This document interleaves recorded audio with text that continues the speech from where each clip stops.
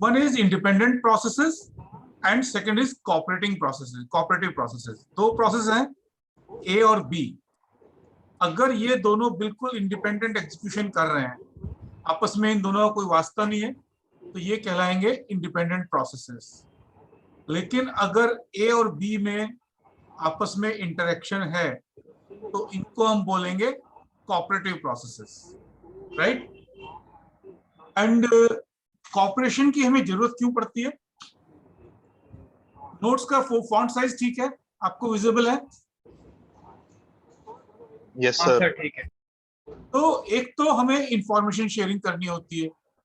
अब मान लिया दो स्टूडेंट्स प्रोजेक्ट कर रहे हैं, ठीक है, एक ही प्रोजेक्ट पे काम कर रहे हैं, तो आपस में इंफॉर्मेशन शेयरिंग तो करनी पड़ेगी ना उनको, ठीक है, कि भाई तुम्हारा कितना काम हो गया, तुम क्या करोगे, मैं क्या करूंगा, ये सारी इंफॉर्मेशन शेयरिंग करनी पड़ेगी. फिर कंप्यूटेशनल स्पीड अप. अब एक प्रोजेक्ट पे अगर सिंगल स्टूडेंट काम कर रहा है और 4 स्टूडेंट काम कर रहे हैं, उसमें ऑब्वियसली 4 स्टूडेंट ज्यादा मिलके काम करेंगे, वो ज्यादा होगा. फिर मॉड्यूलरिटी हो जाती है, मॉड्यूल बना लेते हैं कि भैया एक मॉड्यूल स्टूडेंट ए करेगा, एक मॉड्यूल स्टूडेंट बी करेगा, एक स्टूडेंट सी करेगा, एक स्टूडेंट डी करेगा. सिमिलरली प्रोसेसेस में भी हम एक ही एप्लीकेशन को मल्टीपल प्रोसेसेस में डिफाइन कर सकते हैं, मल्टीपल कोऑपरेटिव प्रोसेसेस में डिफाइन कर सकते हैं, जिससे कि हमारी मॉड्यूलरिटी आ जाती है. चौथा एडवांटेज हमारा है कन्वीनियंस का, right, because it is convenient to have multiple processes. अब क्या गिर गई? क्या बिना कम्युनिकेशन के, म्यूट कर लीजिए अपने आप को, फिर क्वेश्चन पूछने के लिए अनम्यूट करना या फिर रेस्पॉन्स देने के लिए. क्या बिना कम्युनिकेशन के कॉपरेशन हो सकता है? Is it possible to cooperate without communication? Yes और नो? No sir. तो कोई भी दो प्रोसेसेस जो कोऑपरेटिव प्रोसेसेस हैं, उनके बीच में कम्युनिकेशन होना बहुत जरूरी है. और उसके लिए जो इंटर प्रोसेस कम्युनिकेशन इसको हम बोलते हैं, वो फैसिलिटी ओएस प्रोवाइड करता है. अब अगर मैं एक सिंगल सीपीयू की बात करूं या मैं फिर टाइटली कपल्ड पैरेलल सिस्टम्स की बात करूं, उसमें जो कम्युनिकेशन होता है वो होता है शेयर्ड मेमोरी के थ्रू. सेम कंप्यूटर पे अगर ये है तो मेमोरी शेयर करते हैं. ये एक मेमोरी है, इसको ए भी शेयर कर रहा है और बी भी शेयर कर रहा है. तो with the help of that operating system can provide inter process communication facility. जैसे मैंने घर में एक बोर्ड लगा रखा है, ठीक है, उस पे जिस भी घर के किसी मेंबर को कुछ कहना होता है, वो जैसे मेरे बेटे को सुबह 8 बजे उठना है, तो कह देगा वेकअप मी एट 8 AM, तो हमें पता लग जाएगा, हम उसको उठा देंगे, है ना. या हमें कुछ कहना, भाई दवाई ले लो अपनी, तो वो सारी चीजें हम shared, this is concept of shared memory. But अगर लोकेशन अलग अलग जगह पे है, अगर एक फैमिली मेंबर मेरा दिल्ली में है, दूसरा फैमिली मेंबर मेरा मुंबई में है, तब तो फिर ये पॉसिबिलिटी नहीं होगी जो मैं शेयर बोर्ड की बात कर रहा था. उस केस में मुझे फोन यूज करना पड़ेगा, है ना, नेटवर्क यूज करना पड़ेगा. तो अगर मैं डिस्ट्रीब्यूटेड सिस्टम की बात कर रहा हूँ, डिफरेंट कंप्यूटर्स पे हैं अगर मेरे प्रोसेसेस, तो in that case I need a network over which the message can be passed and with the help of which the processes can communicate. Is it clear? Yes. Okay. अच्छा, shared memory वाले को भी ना हम operating system एक network की तरह से ही बताता है. वो कहता है मैं फैसिलिटी प्रोवाइड करता हूँ, ये प्रोसेस ए है, ये प्रोसेस बी है, इस प्रोसेस को मैसेज भेजना है तो एक सेंड प्रिमिटिव प्रोवाइड करता है, और जिसको रिसीव करना है उसके लिए रिसीव प्रिमिटिव प्रोवाइड करता है. तो सेंड और रिसीव दो प्रिमिटिव्स हैं जो ऑपरेटिंग सिस्टम प्रोवाइड करता है as inter process communication facility, right. तो कम्युनिकेशन फिर अब दो तरह से हो सकता है, एक आपका डायरेक्ट कम्युनिकेशन और एक इनडायरेक्ट कम्युनिकेशन। डायरेक्ट कम्युनिकेशन में क्या है कि प्रोसेस ए और प्रोसेस बी के बीच में एक एक्सप्लिसिट लिंक बनता है, ठीक है। तो इस लिंक में सीधे सीधे मैसेज आपका प्रोवाइड होगा। मान लिया आपने कॉल लगाया, ठीक है, फैमिली मेंबर 1 ने फैमिली मेंबर 2 को कॉल लगाया, तो इनके बीच में ये एक एक्सक्लूसिव लिंक बन गया और ये एक डायरेक्ट कम्युनिकेशन हुआ। लेकिन कई बार हम इनडायरेक्ट कम्युनिकेशन भी यूज करते हैं, जैसे कि हमने मेल बॉक्स एक बना लिया, मेल बॉक्स में मैसेज ड्रॉप करते हैं, processes A B C D सब इस मेल बॉक्स से लिंक्ड हैं। एक को सी को मैसेज भेजना है तो एक मैसेज डाल देगा यहाँ पे मेल बॉक्स के अंदर और उसमें बता देगा कि भैया इसका रिसिपिएंट काई चीजें हैं, एक वो हिट है दिल्ली में। Kindly mute yourself.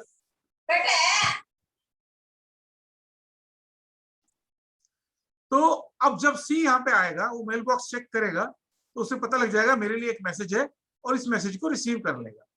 तो एक एक्सक्लूसिव लिंक नहीं है ए और सी के बीच में, बट बहुत सारे प्रोसेसेस मिलके इस मेल बॉक्स को शेयर कर रहे हैं and with the help of that we are able to communicate. The difference between direct and indirect communication is clear.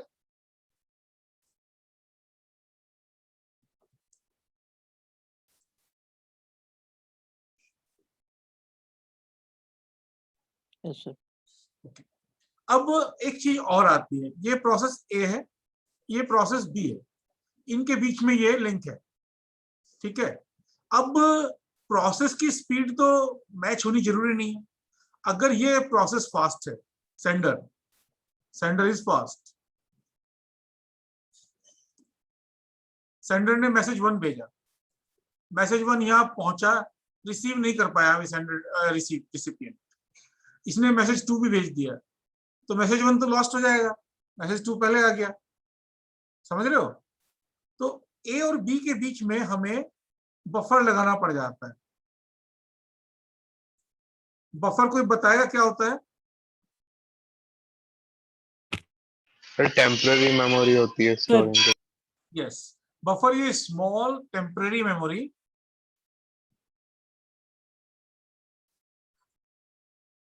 which is used for solving the problem of speed mismatch.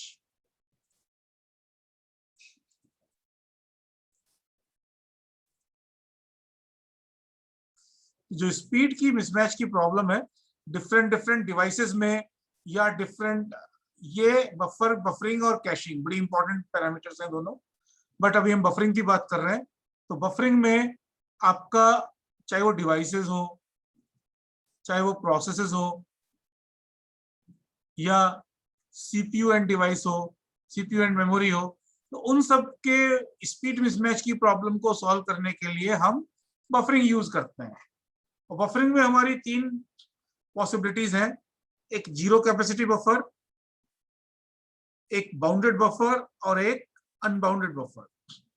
Zero capacity buffer का मतलब ये है कि हम buffer use ही नहीं कर रहे, अगर मैसेज लॉस हो रहा है तो होने दो, या फिर हम स्पीड को इस तरह से मैच करेंगे कि आपस में दोनों की स्पीड मैच होती रहे और जैसे जैसे रिसीवर जो रिसीव करता रहे मैसेज वैसे वैसे सेंडर इसको भेजता रहे। दूसरा है बाउंडेड बफर, ए और बी के बीच में एक बफर की कैपेसिटी है, उस कैपेसिटी के हिसाब से हमने डिसाइड कर लिया कि भाई मान लिया ऐसी कैपेसिटी है 10, तो 10 मैसेज ये स्टोर कर सकता है। 10 मैसेज के बाद अगर 11th मैसेज भी आएगा और रिसिपिएंट ने तब तक रिसीव नहीं किया एक भी मैसेज, तो फिर ये मैसेज लॉस करना शुरू हो जाएगा। मैं इसको इस तरह से समझाता हूं आपको, ये देखो,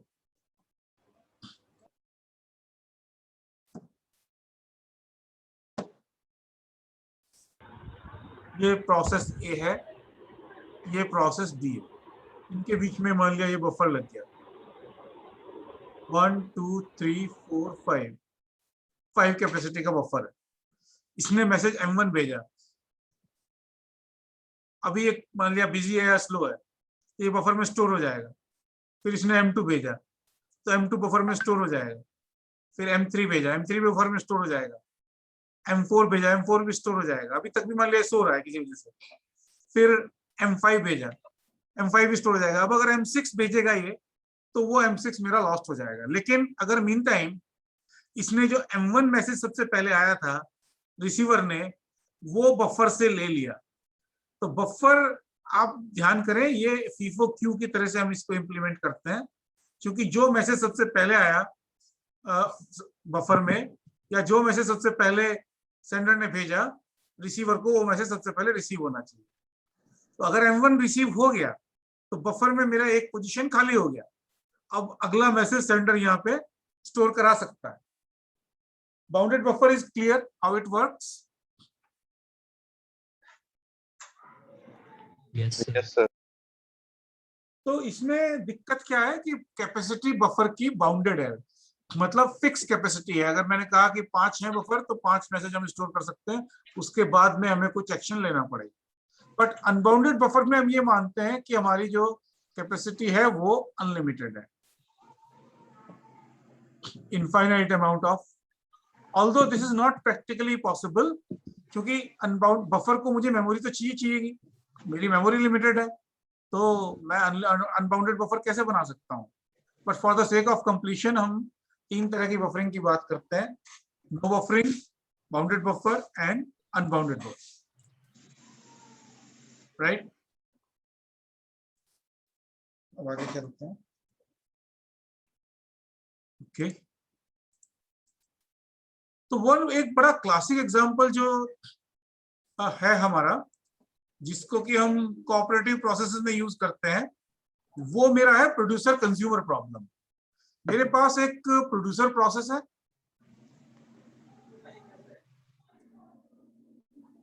और एक यहाँ पे कंज्यूमर प्रोसेस है। Producer process is producing some items,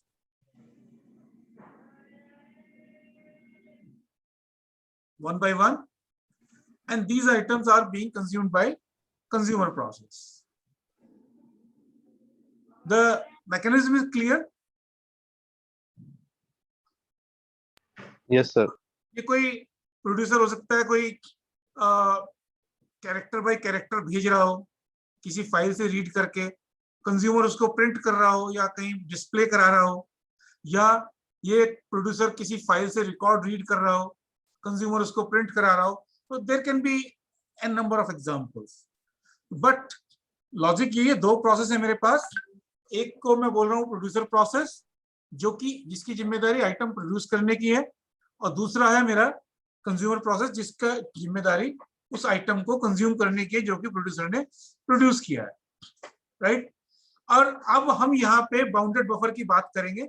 तो बाउंडेड बफर में एक हमने फीफो क्यू ली, बाउंडेड बफर हमारी फीफो क्यू के तौर पे इंप्लीमेंट होता है, बात है। हमने बफर का साइज डिफाइन कर दिया, बफर का साइज है 20, यानी कि बफर में मेरे 20 आइटम्स आ सकते हैं। ये एक मैंने स्ट्रक्चर डिफाइन की, ये मेरा आइटम है। इस आइटम के अंदर जो सब फील्ड्स हैं, I am not going into detail of that, right? और एक जो फीफो क्यू है, फीफो क्यू आपने पढ़ी होगी डेटा स्ट्रक्चर में, 2 पॉइंटर होते हैं, एक इन और एक आउट, या जिसको हम एक को बोलते हैं फ्रंट और एक को हम बोलते हैं रियर, राइट? याद आया? Yes sir. तो सारे जो डिलीशन है, सारे डिलीशन फ्रंट से होंगे और सारे एडिशन रियर से होंगे। एक तो ये चीज ध्यान रखो। दूसरे, मुझे एक चीज और ध्यान रखनी पड़ेगी कि बफर एम्प्टी तो नहीं है। अगर बफर मेरा एम्प्टी है तो कौन से प्रोसेस को वेट करनी पड़ेगी? प्रोड्यूसर की? सर दोनों को हेड पर प्रोड्यूसर क्यों वेट करना पड़ेगा? प्रोड्यूसर को क्यों वेट करना पड़ेगा भाई? कंज्यूमर को। अगर बफर नहीं एम्प्टी है तो प्रोड्यूसर कंज्यूमर कंज्यूमर वेट करेगा। बफर एम्प्टी है तो कंज्यूमर वेट करेगा, और बफर फुल है तो कौन वेट करेगा? प्रोड्यूसर। हाँ, तो फिर वो वेट करेगा प्रोड्यूसर, भाई तुमने प्रोड्यूस तो कर दिया लेकिन बफर में तो जगह नहीं है, कहाँ रखेंगे इसको, तो यहाँ पे बफर फुल है तो प्रोड्यूसर वेट करेगा, राइट। जब ये चीज मेरी समझ में आ गई, उसके बाद मैंने ये इनिशियलाइज कर दिया, in is equal to 0 and out is equal to 0। अब ये मेरा प्रोड्यूसर का कोड है, ये मेरा कंज्यूमर का कोड है, ठीक है। अब कंडीशन मुझे देखनी पड़ेगी, ये कंडीशन है मेरी बफर फुल की। अच्छा, ये ना सर्कुलर क्यों होती है, याद है आपको? ये इस तरह से चलती है, ये आइटम इसमें इस तरह से चलते रहते हैं। मान लिया यहाँ पे आइटम डाला, यहाँ पे आइटम डाला, यहाँ पे आइटम डाला, जब ये आइटम मेरा निकल जाएगा, ठीक है ना, तो जो मेरा फ्रंट है वो मूव करके यहां से यहां जाएगा। इनिशियली क्या होगा, इनिशियली फ्रंट और रियर दोनों 0 होंगे। उसके बाद जब मैं कोई आइटम ऐड करूंगा तो मेरा फ्रंट और मेरा रियर बढ़ता चला जाएगा। जब मैं कोई आइटम डिलीट करूंगा तो मेरा फ्रंट बढ़ेगा। और मुझे जब प्रोड्यूसर में, अच्छा एक चीज मैं और बताना चाहूंगा, ये जो while 1 है इसकी क्या सिग्निफिकेंस है, कोई बताना चाहेगा मुझे? Infinite loop. Yes, it is an infinite loop, right. क्यों? मैं ये देखिए, while लूप जो काम करता है, कैसे काम करता है, while कंडीशन, यहाँ पे आपकी कोई कंडीशन है, जब तक ये कंडीशन ट्रू है तब तक ये while लूप एग्जीक्यूट करता रहेगा, राइट। ये एक बार एग्जीक्यूट करेगा, फिर ऊपर आएगा, फिर कंडीशन को इवैल्यूएट करेगा, कंडीशन अब भी ट्रू है तो फिर एग्जीक्यूट करेगा। और कंडीशन क्या है, एक बुलियन एक्सप्रेशन है। हर कंडीशन को एक बुलियन एक्सप्रेशन की फॉर्म में हम बताते हैं, और बुलियन एक्सप्रेशन की 2 पॉसिबल वैल्यूज है, 0 and 1। 0 means false and 1 means true, right. तो जब ये 0 है इसका मतलब कंडीशन फेल हो गई and we will come out of loop. When this boolean expression evaluates 1, that means the condition is true and we have to evaluate the loop or execute the loop. तो जब मैं while 1 लिखता हूं तो ये condition तो हमेशा true रहेगी, right? That means this loop will be continuously executed. Is it clear while we are talking while 1? किसी को कोई डाउट हो तो डाउट हो किसी को तो यहाँ पूछ लो, ये बार बार हम इसको यूज करेंगे, राइट। अच्छा, उसके बाद प्रोड्यूसर को क्या करना है, प्रोड्यूसर को सिर्फ ये चेक करना है कि भैया बफर फुल तो नहीं है, क्योंकि अगर बफर फुल है तो आइटम प्रोड्यूस किया हुआ उसको बफर में नहीं रख सकते। बफर फुल की कंडीशन क्या रखी है, in+1 mod buffer size is equal to out. तो ये कंडीशन है बफर फुल की। अगर बफर फुल है तो ये लूप चलता रहेगा। देखो, इस लूप का कोई स्टेटमेंट नहीं है, ये बार बार ये कंडीशन चेक करता रहेगा। यहीं पे कॉलन सेमीकोलन लग गया, देखो, ये ध्यान से देखना, ये 2 स्टेटमेंट इस लूप के अंदर नहीं है, 2 स्टेटमेंट इस व्हाइल लूप से बाहर है। तो हमें बेसिकली ये देखना है कि जब तक ये कंडीशन ट्रू है, यानी कि बफर मेरा फुल है, तब तक मैं यहीं घूमता रहूंगा।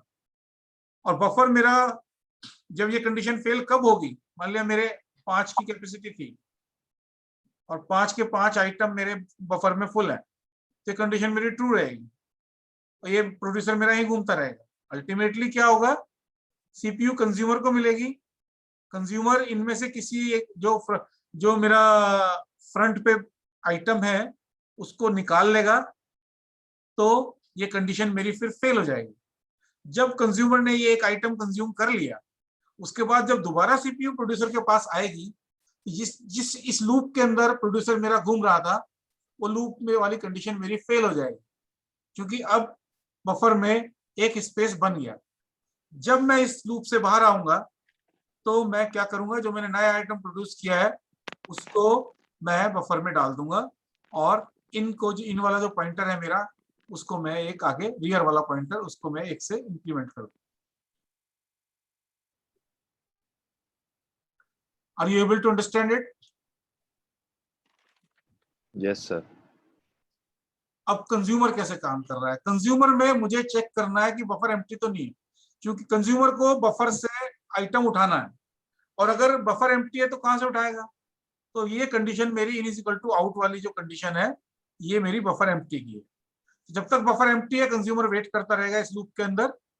जैसे ही उसको पता लगेगा कि बफर एम्प्टी नहीं है, यानी कि एक आइटम उसके अंदर है, at least one item is inside the buffer, यहाँ पे आएगा, और जो फ्रंट पे जो आइटम है वो आउट पॉइंटर उसको रिप्रेजेंट कर रहा है, तो वहां से आइटम उठाएगा और उसको कंज्यूम कर लेगा, और साथ के साथ आउट को बढ़ा देगा। मॉड्यूलर अरिथमेटिक हम यहाँ पे यूज करते हैं क्योंकि हम सर्कुलर की यूज करते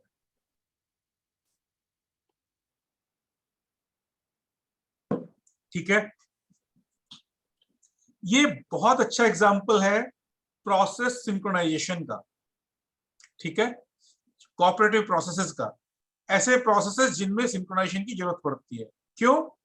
क्योंकि ये जो बफर है मेरा, ये जो एरे ऑफ स्ट्रक्चर है, और ये जो इन और आउट पॉइंटर्स हैं, these are shared by producer process as well as consumer process, दोनों इसको शेयर कर रहे हैं।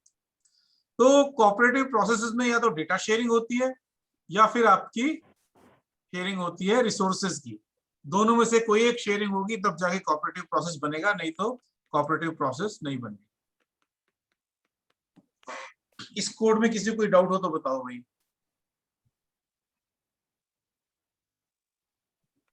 चलें फिर आगे। ओके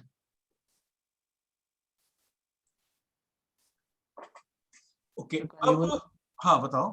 कंज्यूमर साइड से एक बार रिपीट करना है, कनेक्शन चला गया। बिल्कुल, ये है कंज्यूमर साइड। कंज्यूमर में आपको करना क्या है? कंज्यूमर में आपको एक तो ये चेक करना है कि बफर एम्प्टी तो नहीं। बफर अगर एम्प्टी है तो वेट करना है, जब प्रोड्यूसर कोई आइटम प्रोड्यूस करके बफर में डाल देगा उसके बाद हम कंज्यूम करेंगे। Till now we will wait, और इसको ना बिजी वेटिंग बोलते हैं, उनकी प्रोसेस बिजी लूप के अंदर बैठ के वेट कर रहा है, इसको बोलते हैं बिजी वेटिंग। अब जब ये कंडीशन फेल हो जाएगी उसके बाद कंज्यूमर जो मेरा फ्रंट पे आइटम है, जो भी आइटम फ्रंट पे होगा उसको उठा लेगा और उसको कंज्यूम कर लेगा, और साथ के साथ फ्रंट को एक इंक्रीमेंट कर देगा। और यहाँ पे मॉड्यूलर अरिथमेटिक इसलिए यूज करते हैं ताकि सर्कुलर क्यू का इंप्लीमेंटेशन कर सकें। जब 0 से लेके n-1 तक है, जब n-1 पहुंच जाएगा मेरा फ्रंट, तो ये फिर दोबारा से 0 हो जाएगा। ये ऐसे चलता है, इस तरह से मान के चलो उसको। ये 0 है, 1 2 3 4 5 6, 1 2 3 4 5 6। फ्रंट मेरा ऐसे ऐसे बढ़ता चला जाएगा, पहले 1 पे जाएगा, फिर 2 पे जाएगा, फिर 3 पे जाएगा, फिर 4 पे जाएगा, फिर 5 पे जाएगा, फिर 6 पे जाएगा। जब 6 पे पहुंच जाएगा तो फिर उसके बाद ये फिर 0 पे हो जाएगा। इसलिए हम यहाँ पे मॉड्यूलर अरिथमेटिक यूज करते हैं। ठीक है, एनीथिंग एल्स? No sir.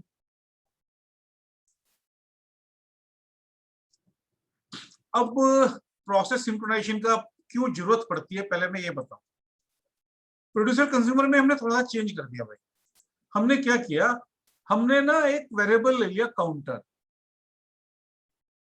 ये काउंटर बताता है कि बफर में कितने आइटम फिल्ड हैं। एक मिनट, नहीं sorry, how many empty spaces are there in the buffer, ये बताया।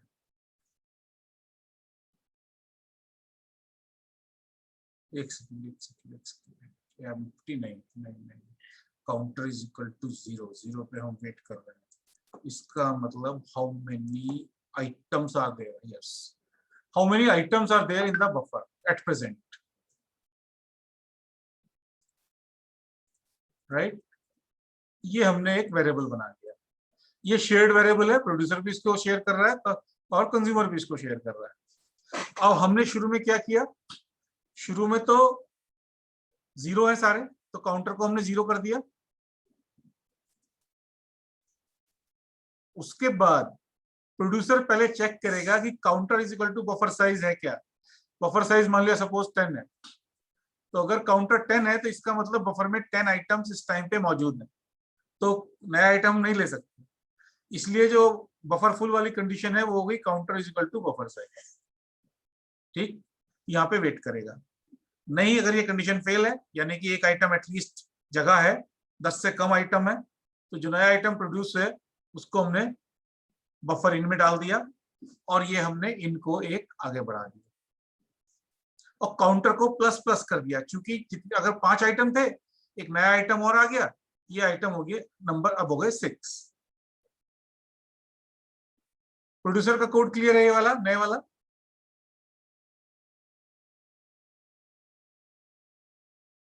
Yes sir. Yes sir. Consumer में क्या किया? कंज्यूमर में हमने बफर एम्प्टी चेक किया, काउंटर इज इक्वल टू 0, यानी कि एक भी आइटम नहीं है बफर के अंदर प्रेजेंट, तभी वो एम्प्टी हुआ बफर।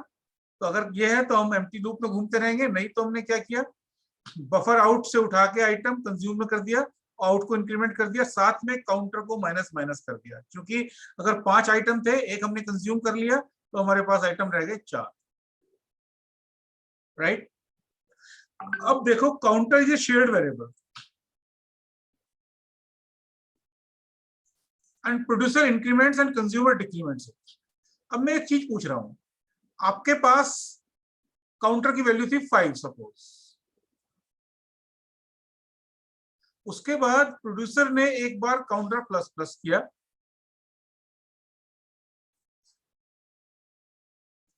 और कंज्यूमर ने एक बार एग्जीक्यूट किया तो उसने काउंटर माइनस माइनस किया। ओके, तो what should be the value of the counter after these two statement? तो इन दोनों के एग्जीक्यूशन के बाद 5 होनी चाहिए, है ना? राइट? बट ये वैल्यू आपकी 5 के अलावा कुछ और भी हो सकती है, और वही सबसे बड़ी प्रॉब्लम है, उसको हमें नहीं होने दें। अगर आप अपने बैंक अकाउंट से, आपके बैंक अकाउंट में 10,000 रुपए हैं और आप 5,000 रुपए जमा कर रहे हैं और 5,000 रुपए निकाल रहे हैं, ठीक है, तो आपका नेट बैलेंस 10,000 रहना चाहिए। और अगर ये 15,000 भी पॉसिबल है और 5,000 भी पॉसिबल है, तो क्या आप ऐसे बैंक में अकाउंट खोलेंगे? नहीं खोलेंगे ना भाई। 10,000 रुपए मेरे खाते में थे, 5,000 रुपए मैंने जमा किए, 5,000 रुपए मैंने निकाले, 10,000 रहना चाहिए। और अगर ये तीनों पॉसिबिलिटी बन जाए कि 10,000 भी पॉसिबल है, 5,000 भी पॉसिबल है और 15,000 भी पॉसिबल है, तो आप अकाउंट खोलेंगे कि नहीं खोलेंगे? नहीं sir. Uncertainty is not good ना, रिजल्ट्स की अनसर्टेनिटी गुड नहीं है। तो वो कैसे पॉसिबल है ये वैल्यू, मैं आपको समझाता हूं। बेसिकली ये जब आप कह रहे हैं कि काउंटर प्लस प्लस और काउंटर माइनस माइनस, आपने एक हाई लेवल स्टेटमेंट लिखा काउंटर प्लस प्लस, ये multiple assembly instructions, machine instructions में कन्वर्ट होगा। पहले मुझे इसको किसी रजिस्टर में लेके आना पड़ेगा। मान लिया मैंने कहा काउंटर, उसके बाद मैंने कहा इंक्रीमेंट R0, और उसके बाद फिर मैंने कहा मूव काउंटर R0। ये काउंटर प्लस प्लस का स्टेटमेंट होगी। राइट? यहां मैंने थोड़ा इसको ऐसी लैंग्वेज में लिख दिया, मैंने यहाँ पे असेंबली में लिया। अब काउंटर माइनस माइनस का स्टेटमेंट देखो, मूव को दूसरा रजिस्टर ले लेते हैं, R1 to counter, decrement R1 and move counter to R1। Actually ये देखने में हमें लग रहा है एक ही स्टेटमेंट है, लेकिन जब ये मशीन लेवल पे एग्जीक्यूट होगा तो ये 3 इंस्ट्रक्शंस में डिवाइड हो जाएगा। मान लिया इंस्ट्रक्शन ए है, ये इंस्ट्रक्शन बी है, या इसको हम 1 2 3 ले लेते हैं, दैट इज मोर कन्वीनियंट। ये 1 है, ये 2 है, ये 3 है, ये इंस्ट्रक्शन 4 है, ये 5 है, ये 6 है। समझ रहे हो आप? और प्रोड्यूसर और कंज्यूमर जो है वो चल रहे हैं। अब मुझे बताओ, एक टाइम पे काउंटर की वैल्यू 5 है, एक बार प्रोड्यूसर को एग्जीक्यूट होना है, एक लूप प्रोड्यूसर का चलेगा और एक लूप कंज्यूमर का चलेगा। तो what should be the exact value of after this one execution of producer and one execution of consumer? Counter की वैल्यू कितनी होनी चाहिए? करेक्ट, 5 होनी चाहिए। 5 क्या दूसरी पॉसिबल वैल्यूज हैं? मैं कहता हूं कि 4 भी पॉसिबल है, 5 भी पॉसिबल है, 6 भी पॉसिबल है।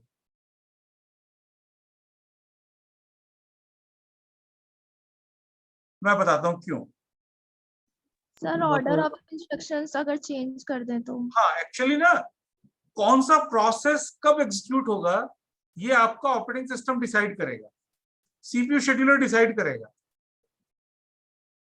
अगर मैं कहूं कि भाई 1 2 3 एग्जीक्यूट हुई, उसके बाद में 4 5 6 एग्जीक्यूट हुई, तो वैल्यू 5 ही आएगी, क्योंकि यहाँ पे वैल्यू 1 से इंक्रीमेंट हो जाएगी और फिर वो यहाँ पे 1 से डिक्रीमेंट हो जाएगी, 5 आ जाएगी। या मैं कहूँ 4 5 6 उसके बाद में 1 2 3, अगर ये ऑर्डर है तो भी कोई दिक्कत नहीं है। 5 से वैल्यू पहले 4 हो जाएगी और यहाँ पे वैल्यू 1 से इंक्रीमेंट हो जाएगी, वैल्यू 5 हो जाएगी, राइट। यहाँ पे मैं ये मान के चल रहा हूं कि प्रोसेस जो है, प्रोड्यूसर ने प्लस प्लस करना शुरू कर दिया तो पूरा करके ही सीपीयू छीना, लेकिन जरूरी नहीं है। मान लिया ये ऑर्डर ऑफ एग्जीक्यूशन हुआ,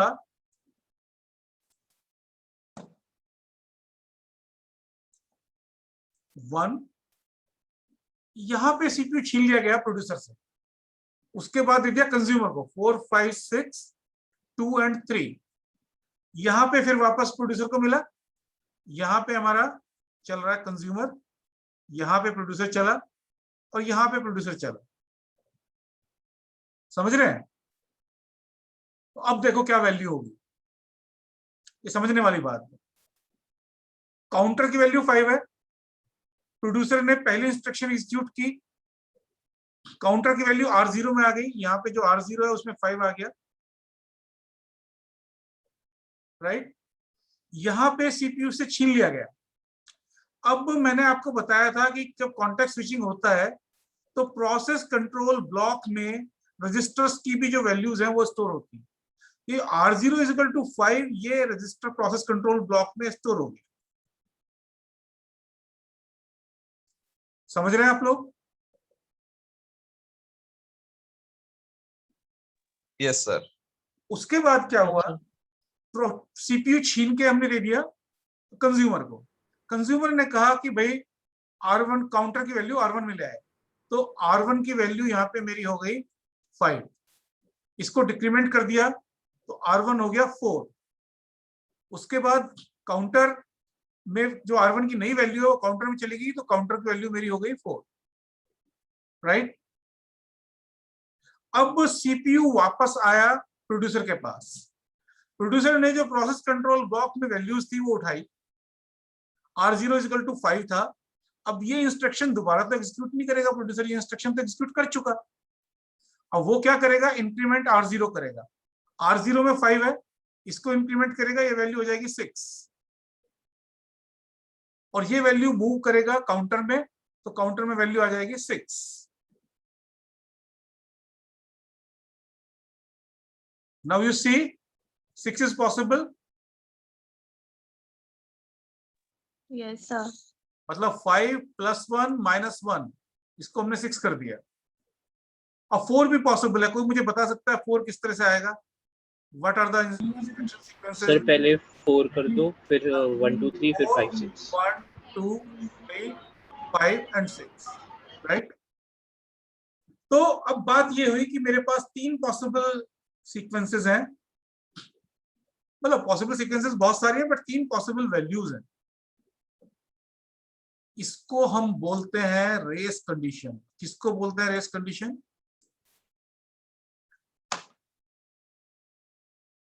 ये मैंने आपको बता दिया, अब हम आएंगे रेस कंडीशन पे। इतना बड़े की जरूरत नहीं है। ठीक है। Okay, when several processes access and manipulate the same data, same data कौन सा था हमारा, काउंटर। कॉन्करेंटली, अगर अलग अलग कॉन्करेंटली ना एग्जीक्यूट हो रहे हो, अगर प्रोड्यूसर प्रोड्यूस हो जाए, प्रोड्यूसर एग्जीक्यूट होके खत्म कर ले अपना काम, फिनिश, उसके बाद कंज्यूमर शुरू हो, फिर तो कोई दिक्कत वाली बात नहीं है। बट ये शेयर डेटा है, इसको P1 भी एक्सेस कर रहा है, P2 भी एक्सेस कर रहा है, और ये कॉन्करेंटली एक्सेस कर रहे हैं। Then the outcome of the execution depends on the particular order in which the access takes place is called race condition. Race लगी हुई है दोनों के बीच में, P1 और P2 के बीच में, और ये रेस में पहले कौन आता है फिर उसके बाद में कौन आता है, इसके ऊपर मेरा आउटकम डिपेंड कर रहा है। इसको हम बोलते हैं रेस कंडीशन। रेस कंडीशन क्या होती है समझ में आ गई आपके? Because these definitions are generally asked.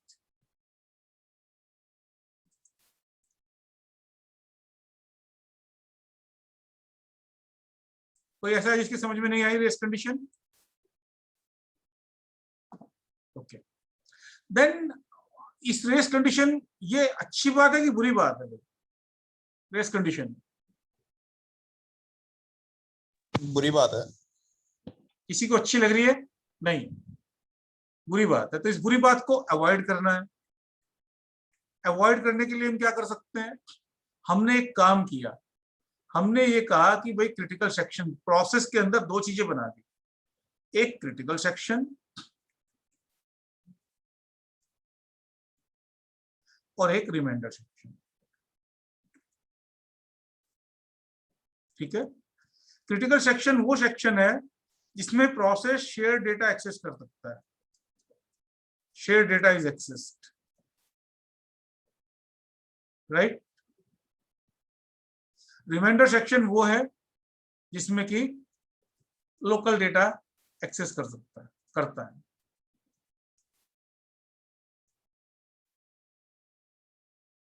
Right, समझ में आ गया फर्क क्रिटिकल सेक्शन रिमाइंडर सेक्शन में?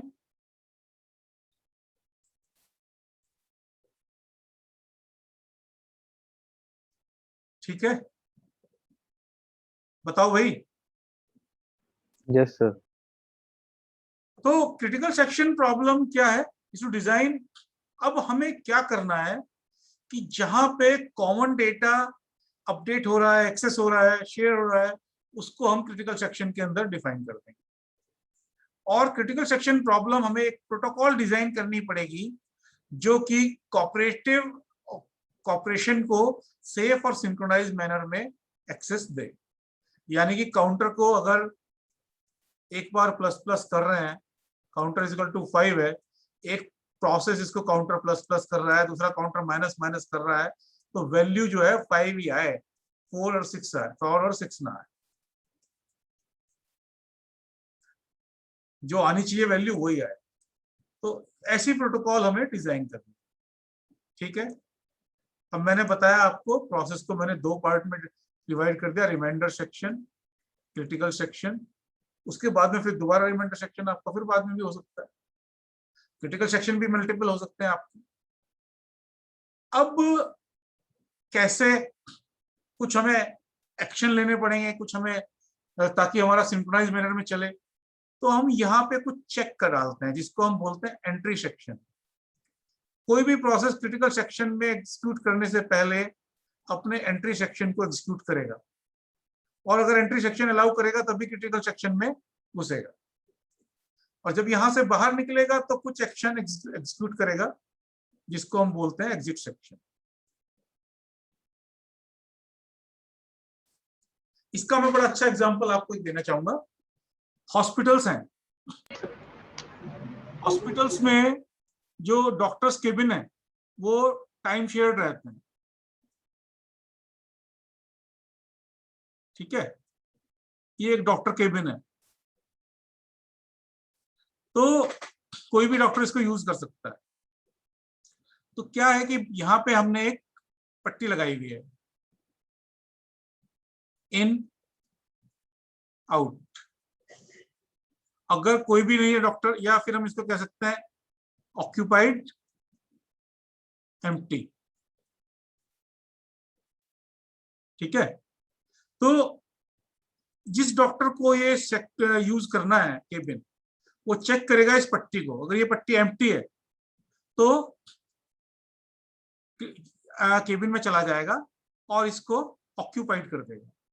तो ये उसका एंट्री सेक्शन हुआ। पहले उसने चेक किया क्या केबिन एम्प्टी है, अगर केबिन एम्प्टी है तो पट्टी को ऑक्यूपाइड कर देगा और केबिन के अंदर चला जाएगा। ये, और अगर ये पट्टी एम्प्टी नहीं है, ऑक्यूपाइड है, तो बाहर खड़ा होकर वेट करेगा। ये उसका एंट्री सेक्शन हुआ। एंट्री होने से पहले क्या क्या एक्शन उसने लेने, ठीक है।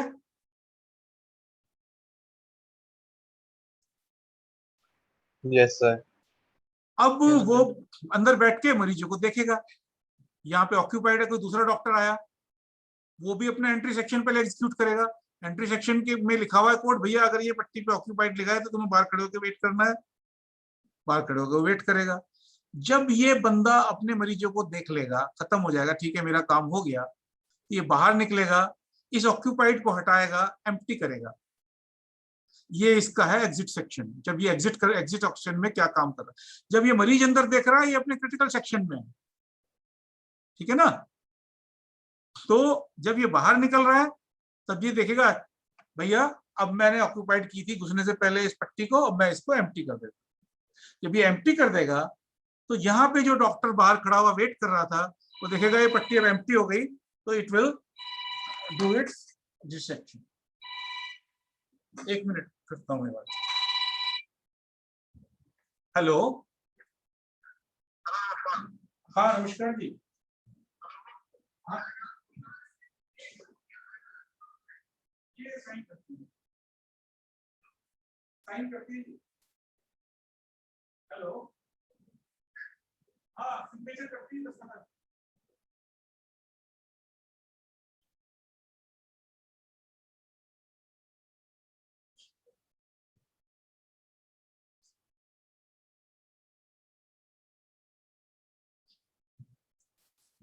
तो 5 मिनट का ब्रेक लेते हैं भाई।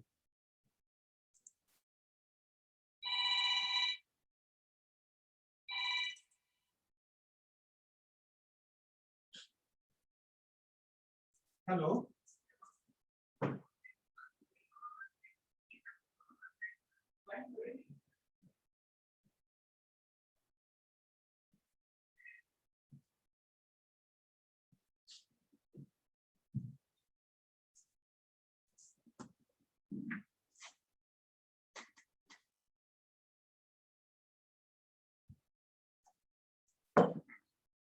आपको मिल गई रिकॉर्डिंग टीएनपी सेल की जो मीटिंग थी?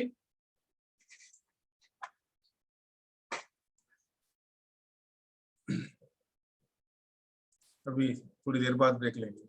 ओके, तो अब ये डॉक्टर वाला एग्जांपल समझ में आया भैया आप लोगों के? Sir screen share of. हाँ, स्क्रीन शेयर करना शुरू करता हूँ। Screen share share. तो डॉक्टर वाला एग्जांपल जो मैं बता रहा था वो आप लोगों की समझ में आ गया? Yes sir. Section, critical section, reminder section, exit section, 4 तरह की चीजें हो गई एक प्रोसेस के अंदर। ये आपका रिमाइंडर सेक्शन है, उसके बाद क्रिटिकल सेक्शन से जस्ट पहले एंट्री सेक्शन होगा, उसके बाद में आपका क्रिटिकल सेक्शन होगा, उसके बाद में आपका एग्जिट सेक्शन होगा, बाद में फिर आपका रिमाइंडर हो भी सकता है, नहीं भी हो सकता है। बेसिकली ये मान के चलिए, राइट। तो बेसिकली जो क्रिटिकल सेक्शन प्रॉब्लम है उसमें, या जो पूरा प्रोसेस सिंक्रोनाइजेशन है, वो इस पे डिपेंड है कि भैया इसको डिजाइन करना है, एंट्री सेक्शन को और एग्जिट सेक्शन को। क्रिटिकल सेक्शन तो प्रोसेस का अपना होगा, वो तो एप्लीकेशन के ऊपर डिपेंड होगा, वो तो हमारे हाथ में नहीं है। बट हमें एंट्री सेक्शन क्या होगा, और हॉस्पिटल मैनेजमेंट की जिम्मेदारी ये है कि भैया डॉक्टर घुसने से पहले क्या चेक करे, क्या चेंजेस करे, और केबिन से निकलने के बाद क्या चेंजेस करे, क्या चेक करे। अब मरीज को अंदर जो वो देख रहा है उसमें हॉस्पिटल मैनेजमेंट की जिम्मेदारी नहीं है, वो तो डॉक्टर की जिम्मेदारी है। Is it clear? ओके, तो अब कोई भी सॉल्यूशन जो हम बना रहे हैं वो 3 कंडीशंस को सेटिस्फाई करना चाहिए। पहली कंडीशन है म्यूचुअल एक्सक्लूजन।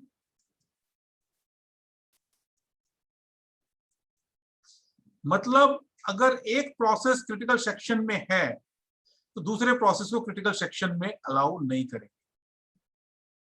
और जो फिर इसी से क्या होगा कि जो 1, 4, 5, 6, 2 और 3 ये वाली सीक्वेंस पॉसिबल ही नहीं होगी। क्यों? क्योंकि counter is A share variable, producer भी इसको क्रिटिकल सेक्शन में एक्सेस करेगा और कंज्यूमर भी इसको क्रिटिकल सेक्शन में एक्सेस करेगा, राइट? तो अब ये देखो, अगर प्रोड्यूसर को पहले सीपीयू मिल गया और उसने इंस्ट्रक्शन 1 एग्जीक्यूट कर दी, इसका मतलब वो अपने क्रिटिकल सेक्शन में है। उसके बाद सीपीयू से छीन के हमने कंज्यूमर को दे दी, तो ये अपना लोकल सेक्शन, रिमाइंडर सेक्शन तो एग्जीक्यूट कर सकता है, बट अगर ये क्रिटिकल सेक्शन में जाना चाहेगा तो मेरी प्रोटोकॉल ऐसी होनी चाहिए जो इसको क्रिटिकल सेक्शन में जाने से रोक दे और कहे भैया अभी रुको, अभी प्रोड्यूसर क्रिटिकल सेक्शन में है, जब वो क्रिटिकल सेक्शन से बाहर आ जाएगा तब हम आपको क्रिटिकल सेक्शन में जाना अलाउ करेंगे, अभी आप यहीं वेट करो। तो जब ये वेट करता रहेगा, थोड़ी देर बाद दोबारा इसका नंबर आएगा प्रोड्यूसर का, तो वो अपना क्रिटिकल सेक्शन पूरा एग्जीक्यूट कर लेगा। 1 के बाद 2 और 3 इंस्ट्रक्शन एग्जीक्यूट करने के बाद यहां से जब ये क्रिटिकल सेक्शन से बाहर निकल जाएगा और उसके बाद दोबारा जब कंज्यूमर का नंबर आएगा तब मेरा जो प्रोटोकॉल है वो अलाउ करेगा, ठीक है अब प्रोड्यूसर बाहर निकल गया, अब आप जाना चाहें तो क्रिटिकल सेक्शन में जा सकते हैं। तब ये 4, 5, 6 एग्जीक्यूट करेगा। तो मेरा जो एग्जैक्ट ऑर्डर है वो हो जाएगा 1, 2, 3, 4, 5 एंड 6। ये ऑर्डर मेरा पॉसिबल नहीं हो पाएगा। Are you able to understand mutual exclusion से हम कैसे इस प्रॉब्लम को सॉल्व कर पाते हैं? Yes, sir. Incidentally, my PhD thesis was on a variant of mutual exclusion. This is a very important problem in distributed systems, resource sharing. Okay. Next is progress.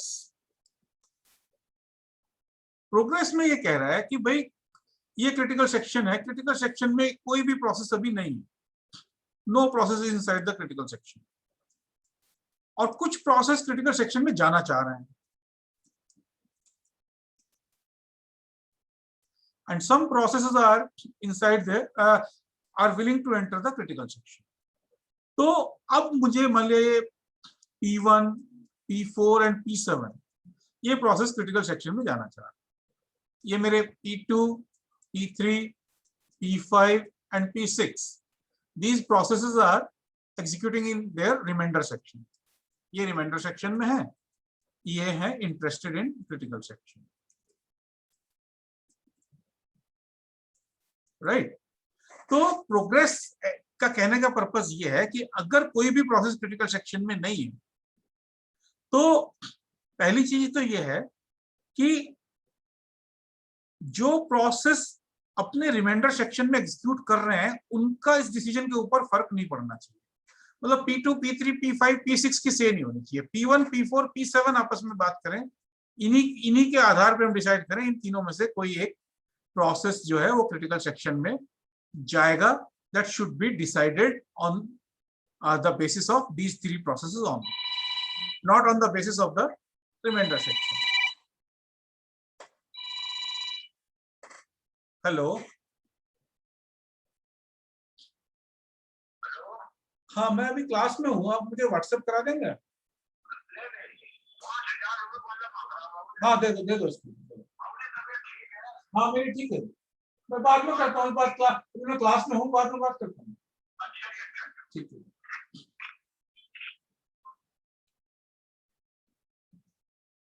तो decision में P1, P4, P7 ये participate करेंगे, P2, P3, P5, P6 participate नहीं करेंगे, क्योंकि इनको तो critical section में जाना ही नहीं, इनसे हम सलाह मशवरा नहीं करेंगे।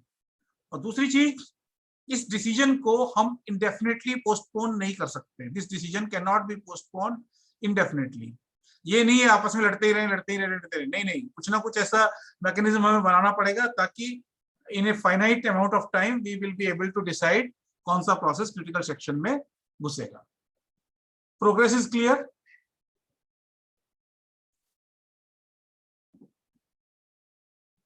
Yes, sir. तीसरा है बाउंडेड वेटिंग।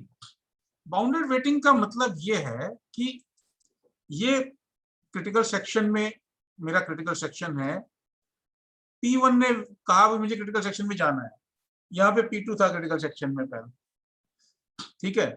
फिर P3 आ गया, P3 ने भी वेट करना शुरू कर दिया।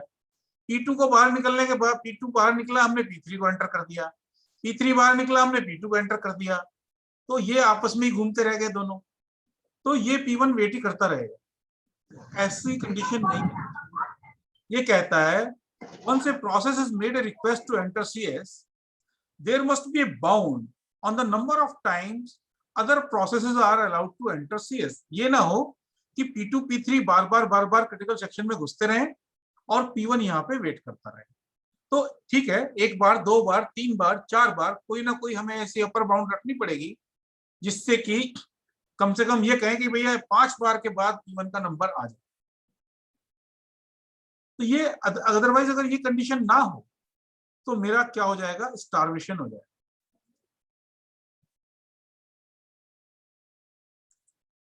राइट, स्टार्वेशन मतलब ये P1 प्रोसेस मेरा स्टार्व कर जाएगा और ये कभी क्रिटिकल सेक्शन में एंटर ही नहीं कर पाएगा। Is not a desirable thing.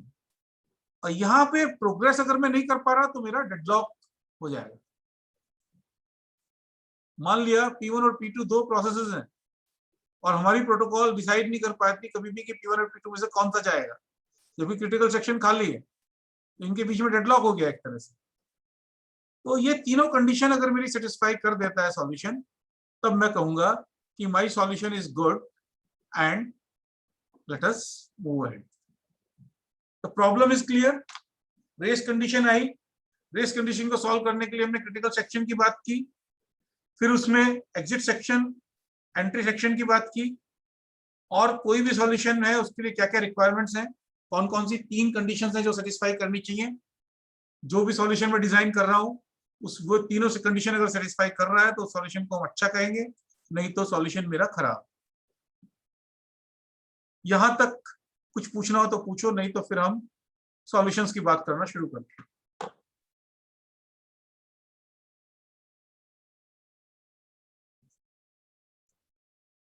बताओ भाई।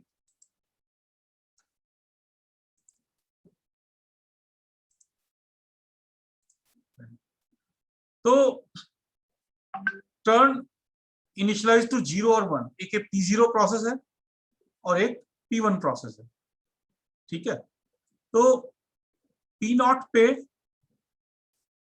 एक P0 है और एक P1 है। अभी जो हम बात कर रहे हैं, जो भी सॉल्यूशन की बात कर रहे हैं, वो 2 प्रोसेस सॉल्यूशंस की बात करते हैं। 2 प्रोसेस हैं जो कि कोऑपरेटिव प्रोसेसेस हैं और इनके बीच में मुझे क्रिटिकल सेक्शन प्रॉब्लम को सॉल्व करना है, ठीक है। हमने एक वेरिएबल टर्न ले लिया। अब प्रोसेस Pi पे ये कोड है, मैं अगर इसको लिख दूं 2 बार तो ये P0 और P1 का कोड बन जाएगा। मैं लिख देता हूं आपको ताकि आसान हो जाए। Do while turn is not equal to I, turn is not equal to 1, turn is not equal to 0, critical section, turn is equal to 1, remainder section, यहाँ पे while 1, और यहाँ पे प्रोसेस ये P0 का हो गया, P1 का कोड हो जाएगा do while turn is not equal to 1, critical section, turn is equal to 0, remainder section while 1। हमने क्या किया, हमने एक टर्न वेरिएबल ले लिया, इसको इनिशियलाइज हम 0 से करना चाहें 0 से कर सकते हैं, 1 से करना चाहें 1 से कर सकते हैं। मान लिया हमने 0 से इनिशियलाइज कर दिया, तो प्रोसेस P0 का कोड ये है और प्रोसेस P1 का कोड ये है, ठीक है। अब कोई भी प्रोसेस क्रिटिकल सेक्शन में जाने से पहले ये चेक करेगा क्या मेरा नंबर है। अगर नंबर उसका नहीं है तो वो प्रोसेस यहाँ पे वेट करेगा। P0 में अगर turn is not equal to 0 यानी कि नंबर अभी प्रोसेस 1 का है तो ये P0 प्रोसेस यहाँ पे वेट करता रहेगा। अगर ये कंडीशन फेल होगी तब जाके क्रिटिकल सेक्शन में जाएगा और क्रिटिकल सेक्शन से बाहर निकलने के बाद दूसरे प्रोसेस को चांस देने के लिए टर्न इज इक्वल टू 1 कर देगा। उसके बाद ये रिमाइंडर सेक्शन में एग्जीक्यूट करेगा। सिमिलरली फॉर प्रोसेस P1 में ये चेक करेगा टर्न 1 के इक्वल है कि नहीं है। अगर नहीं है तो इस लूप के अंदर वेट करता रहेगा और अगर टर्न इज इक्वल टू 1 है ठीक है, मेरा नंबर है, I am entering the critical section. और क्रिटिकल सेक्शन से बाहर आने के लिए दूसरे प्रोसेस को चांस देने के लिए टर्न इज इक्वल टू 0 करके बाहर आ जाएगा और रिमाइंडर सेक्शन में एग्जीक्यूट करेगा।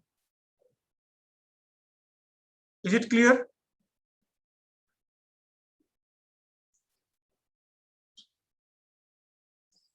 Yes sir. अब इसमें प्रॉब्लम क्या है? क्या इसमें म्यूचुअल एक्सक्लूजन रहेगा? क्या दो प्रोसेस एक साथ क्रिटिकल सेक्शन में हो सकते हैं?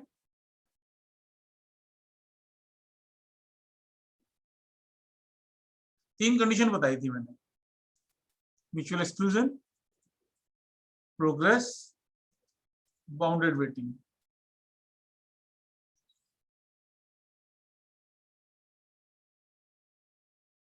क्वेश्चन क्या था? म्यूचुअल एक्सक्लूजन को सेटिस्फाई कर रहा है कंडीशन को कि नहीं कर रहा है? satisfy कर रहा है सर। तो कर रहा है, सही बात है।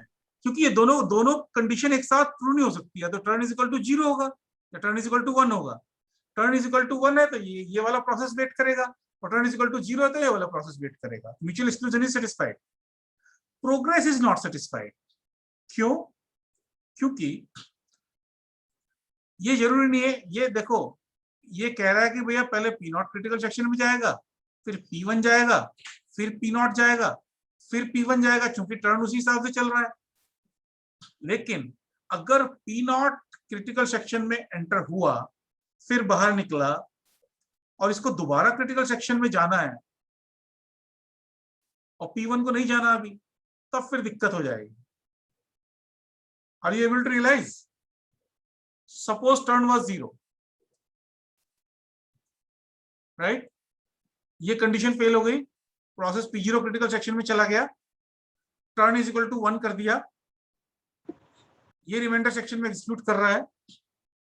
अब P1 को नहीं जाना क्रिटिकल सेक्शन में, ठीक है? P0 का दोबारा मन कर गया क्रिटिकल सेक्शन में जाने का, तो ये जा ही नहीं पाएगा। जबकि हमने ये कहा था कि भैया जो प्रोसेसेस क्रिटिकल सेक्शन में जाने में इंटरेस्टेड हो उन्हीं के बीच में कंपटीशन होना चाहिए। P1 तो है ही नहीं इंटरेस्टेड, वो P0 को रोक रहा है क्योंकि टर्न इज इक्वल टू 1 किया गया है। तो ये प्रोग्रेस वाली कंडीशन यहाँ पे सेटिस्फाई नहीं होती इस वाले केस में, राइट? ये स्ट्रिक्ट अल्टरनेशन की बात कर रहा है कि पहले P0 जाए, फिर P1 जाए, फिर P0 जाए, फिर P1 जाए, फिर तो ये सही काम करेगा। लेकिन अगर ये कहे P0 फिर P1 फिर P1 फिर P1, तो this is not allowed, this is allowed. That's why this condition, this solution is not good. ठीक है भाई, आगे चलें। Yes sir. अब हमने दूसरा सॉल्यूशन लिया, हमने दो वेरिएबल ले लिए। हमने एक ले लिया फ्लैग 0 और एक ले लिया फ्लैग 1। अब एक वेरिएबल की जगह हम दो वेरिएबल पे आ गए, ठीक है? Each process sets flag and enter CS if flag of their own process is set, not set. अच्छा, हमने क्या किया? P0 पे क्या करेंगे? देखो कोड देख लो। Do flag 0 is equal to true, अपना फ्लैग सेट किया और दूसरे का फ्लैग चेक किया। ये कंडीशन इस तरह से चलती है और यहाँ पे आके अपना फ्लैग को फॉल्स कर दिया, ठीक है? यहाँ पे आपका रिमाइंडर सेक्शन। इसी तरह से 1 का चलेगा। डू फ्लैग 1 को ट्रू किया ठीक है, while flag 0 लूप में घूमते रहे CS और यहाँ पे आके फ्लैग 1 को फॉल्स किया while 1। तो जो स्ट्रिक्ट अल्टरनेशन वाली प्रॉब्लम थी वो यहाँ पे सॉर्ट आउट हो गई, क्योंकि ये क्या कर रहे हैं, एंट्री सेक्शन में प्रोसेस P0 अपने फ्लैग को सेट कर रहा है, सेट इट्स ओन फ्लैग, और दूसरे के फ्लैग को चेक कर रहा है, check flag of other process.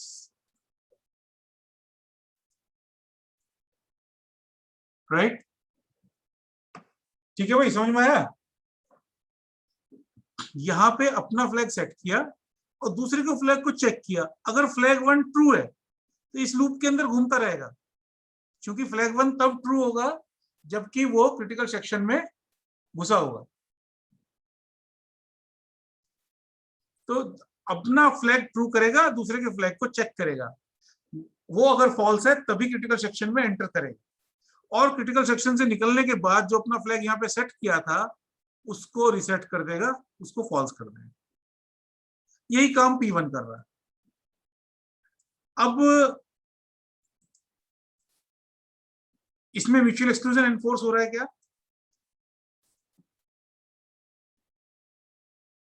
Yes sir, बिल्कुल हो रहा है। एक टाइम पे एक ही प्रोसेस क्रिटिकल सेक्शन में जाएगा, स्ट्रिक्ट अल्टरनेशन की जरूरत नहीं है। क्यों? मान लिया P0 जाना चाह रहा है क्रिटिकल सेक्शन में, P1 क्रिटिकल सेक्शन में इंटरेस्टेड अभी नहीं, तो फ्लैग 0 को ट्रू किया। इसका हम क्या करेंगे, इनिशियली क्या करेंगे, फ्लैग 0 को भी फॉल्स करेंगे।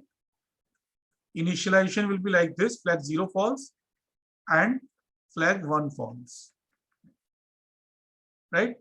उसके बाद ये फ्लैग 0 को ट्रू करेगा P0, फ्लैग 1 तो फॉल्स है ही, क्रिटिकल सेक्शन में चला जाएगा। उसके बाद फ्लैग 0 को फॉल्स कर देगा। जब ये दोबारा क्रिटिकल सेक्शन में जाना चाहेगा तो फिर फ्लैग 0 को ट्रू करेगा। फ्लैग 1 अभी भी फॉल्स है क्योंकि P1 तो इंटरेस्टेड ही नहीं, तो P0 दोबारा भी क्रिटिकल सेक्शन में जा सकता है अगर जाना चाहे।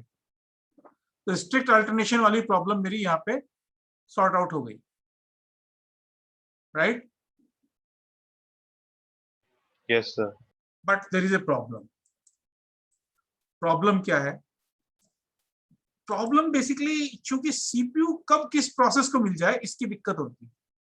मान लिया P0 एंड P1 ने ऑलमोस्ट साइमल्टेनियसली जाने की सोची। P0 एग्जीक्यूट हो रहा था यहाँ पे, उसने फ्लैग 0 को ट्रू किया।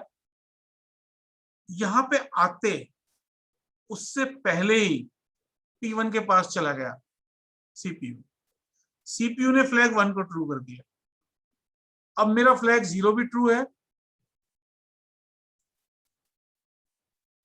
और फ्लैग 1 भी ट्रू है, राइट। अब P1 यहाँ पे इस लूप के अंदर घूमता रहेगा हमेशा के लिए और P0 हमेशा इस लूप के अंदर घूमता रहेगा। ये डेडलॉक हो गया इनके बीच में।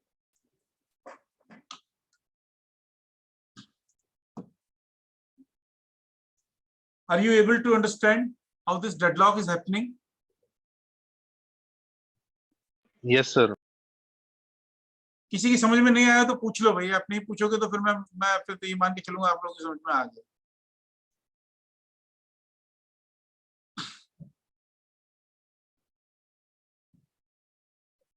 ठीक है सर, एक बार फिर से। हाँ, देखो ये क्या हो रहा है कि इनिशियली फ्लैग 0 फॉल्स है, फ्लैग 1 फॉल्स है। अब मैं वो कंडीशन मान के चल रहा हूं कि P0 and P1 both are almost simultaneously interested in entering the critical section. Interested in CS. और P0 ने जैसे ही ये स्टेटमेंट एग्जीक्यूट किया, फ्लैग 0 ट्रू हो गया। ये स्टेटमेंट एग्जीक्यूट हो गया तो फ्लैग 0 मेरा ट्रू हो गया। अब इससे पहले कि वो इस स्टेटमेंट पे आता, सीपीयू से छीन लिया गया और सीपीयू P1 को दे दिया। क्योंकि P1 भी क्रिटिकल सेक्शन में जाना चाह रहा है तो वो भी अपने फ्लैग को ट्रू किया उसने। अब मेरे दोनों फ्लैग ट्रू हैं और अब ये P1 फ्लैग 0 के फॉल्स होने की वेट कर रहा है और P0 फ्लैग 1 के फॉल्स होने की वेट कर रहा है। तो दोनों इस लूप में फंस गए। फ्लैग 0 को फॉल्स कौन करेगा, जबकि P0 क्रिटिकल सेक्शन में एंटर करेगा और उसके बाद इसको फॉल्स करेगा। फ्लैग 1 को फॉल्स कौन करेगा, जब P1 क्रिटिकल सेक्शन में एंटर करेगा और फ्लैग 1 को फॉल्स करेगा। लेकिन दोनों ही लूप में फंसे हुए हैं तो कोई भी क्रिटिकल सेक्शन में नहीं जा पाएगा, तो ये इनफाइनाइट लूप में फंसे रह जाएंगे, ये डेडलॉक हो जाएगा। This solution is also not perfect, right? Yes. अब हम अगले सॉल्यूशन की बात करते हैं जो ठीक है, जिसको हम पीटरसन सॉल्यूशन बोलते हैं।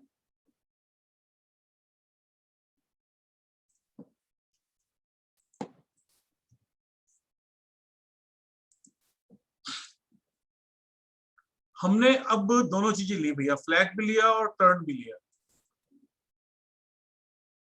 ठीक है? फ्लैग और टर्न।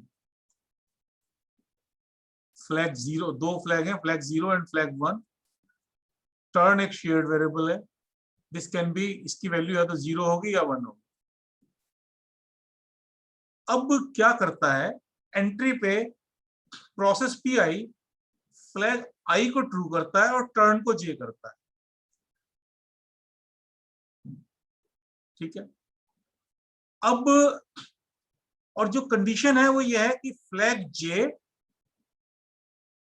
और turn is equal to J। अगर फ्लैग भी J हो और टर्न भी J हो तब जाके ये वेट करेगा, अदरवाइज ये क्रिटिकल सेक्शन में एंटर कर जाएगा और बाहर निकल के फ्लैग I को फॉल्स करेगा। तो मैं इसको कोड बना के दिखाता हूं। Do flag 0 is equal to true, turn is equal to 1, while flag 0, turn is equal to 1, critical section, flag 0 is equal to false, और ये रिमाइंडर सेक्शन और ये while 1। ये मेरा प्रोसेस 0 का कोड हो गया। ऐसे P1 का कोड हो जाएगा, बस हमें 0 की जगह 1 करना होगा, 1 की जगह 0 करना होगा। अब हमारी जो प्रॉब्लम पिछले सॉल्यूशन में आ रही थी वो इसलिए आ रही थी कि फ्लैग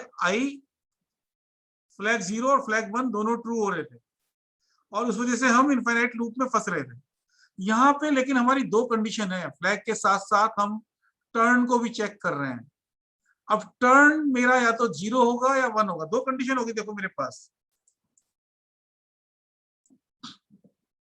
P0 के अंदर कंडीशन है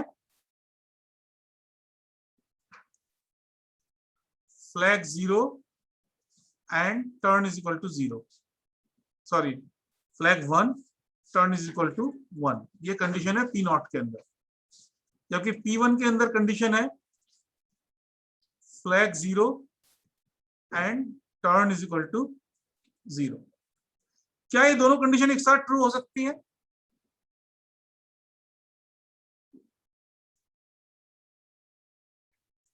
नहीं सर। क्योंकि फ्लैग 1 और फ्लैग 0 तो ट्रू हो सकते हैं, कोई दिक्कत नहीं है। पहले ये हो गया फिर ये हो गया, लेकिन टर्न इज इक्वल टू या तो 1 होगा या इज इक्वल टू 0 होगा। दोनों कंडीशन एक साथ ट्रू नहीं हो सकती, एक कंडीशन फेल होनी है। कौन सी कंडीशन फेल हो जाएगी, वो वाला प्रोसेस क्रिटिकल सेक्शन में घुस जाएगा और मेरा डेडलॉक ब्रेक हो जाएगा।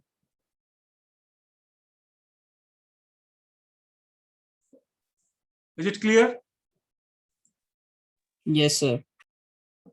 ये परफेक्ट सॉल्यूशन है जो तीनों कंडीशन को सेटिस्फाई करता है, पीटरसन सॉल्यूशन के नाम से मशहूर है। और ये लेकिन दो प्रोसेस क्रिटिकल सेक्शन के लिए काम करता है, जबकि इसका जनरलाइजेशन जो हो n process critical section problem हमें सॉल्व करनी है। यहां तक बताओ, कोई डाउट हो तो पूछ लो भैया, नहीं तो फिर हम बेकरी एल्गोरिथम की बात करेंगे और बेकरी एल्गोरिथम बता के आज की क्लास खत्म करेंगे। यहां तक कोई डाउट हो तो पूछ लीजिए। सर आप ये कह रहे हो ना अनबाउंडेड वेटिंग नहीं होगी इसमें? हाँ बाउंडेड वेटिंग, हाँ बाउंडेड वेटिंग नहीं होगी, हाँ बाउंडेड वेटिंग होगी, मतलब अनबाउंडेड वेटिंग नहीं होगी, बिल्कुल।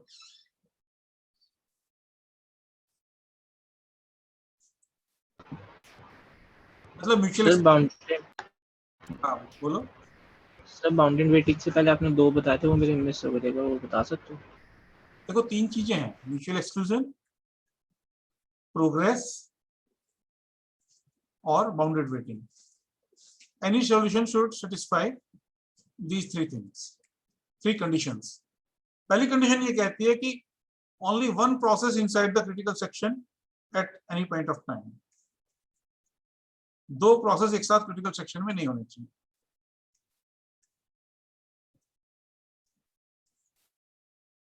ठीक है, क्योंकि नहीं तो फिर वही दिक्कत आ जाएगी, काउंटर को प्लस प्लस काउंटर को की वैल्यू 4 आएगी, 5 आएगी, 6 आएगी, जब यही नहीं पता लग रहा तो आगे आगे एप्लीकेशन कैसे डेवलप करेंगे, राइट। प्रोग्रेस ये कहती है कि अगर कोई प्रोसेस क्रिटिकल सेक्शन में नहीं है, ये खाली पड़ा हुआ है, कुछ प्रोसेस हैं जो क्रिटिकल सेक्शन में जाना चाह रहे हैं, तो इनके बीच में आपस में डिसीजन हो, ये ना हो कि भैया फलाने से पूछ लो, जैसे भारत और पाकिस्तान के बीच में अगर कश्मीर का झगड़ा है तो ये आपस में मिलकर सुलझा लें, अमेरिका को, फ्रांस को, चीन को, जापान को तुम्हें क्या मतलब है भाई, तुम्हें तो P2 P3 P5 इनको डिस्कस ना करें, और ये डिसीजन एक फाइनाइट अमाउंट ऑफ टाइम में हो जाना चाहिए, इसको इंडेफिनेटली पोस्टपोन नहीं हो, तो ये बोलते हैं हम इसको प्रोग्रेस, ठीक है। तीसरा है बाउंडेड वेटिंग। बाउंडेड वेटिंग में ये कहता है कि भैया ये क्रिटिकल सेक्शन है, इसमें इस प्रोसेस ने अपनी रिक्वेस्ट अर्जी लगा दी है दरबार में, लेकिन ये दो प्रोसेस हैं, इन्होंने कब्जा करके बैठे हुए हैं, ऐसा ना हो कि P2 निकले P3 घुस जाए, P3 निकले P2 घुस जाए, P2 निकले, तो इनके ऊपर हमें कोई रेस्ट्रिक्शन लगानी पड़ेगी कि भाई ऐसा 5 बार हो जाए या 6 बार हो जाए जब दूसरे प्रोसेस को हम अलाउ कर रहे हैं, जब इस प्रोसेस ने अपनी रिक्वेस्ट लगा दी है, ये ना हो कि ये प्रोसेस को इनफाइनाइटली वेट करना पड़े, इसको हम बोलते हैं बाउंडेड वेट, राइट। ओके। अब हम बात करेंगे n process critical section problem की, और जिसके लिए जो एल्गोरिथम है उसको हम बोलते हैं bakery algorithm. Why we call it Bakery algorithm? Because it is inspired by the mechanism used in the bakery, जहाँ पे आपको टोकन मिल जाता है और उस टोकन के आधार पे आपका ऑर्डर सर्व होता है, ठीक है। तो इससे पहले कुछ इसमें एक मैथमेटिकल कंडीशंस हैं। एक ये ऑर्डर्ड पेयर है A B C and D, इसको कंपैरिजन करना है। C D is greater than A B, या तो ए अगर सी से बड़ा है और छोटा है फिर तो कोई दिक्कत ही नहीं है, और if A is equal to C and B is less than D, अगर सी बड़ा है ए से फिर हमें चिंता करने की जरूरत नहीं बी और डी की, लेकिन अगर ये दोनों इक्वल है आपस में तो फिर हम इस पे कंपेयर करेंगे, डी बड़ा है बी से तो ये बड़ा हो जाएगा, और बी बड़ा है डी से तो ये बड़ा हो जाएगा। Is it clear?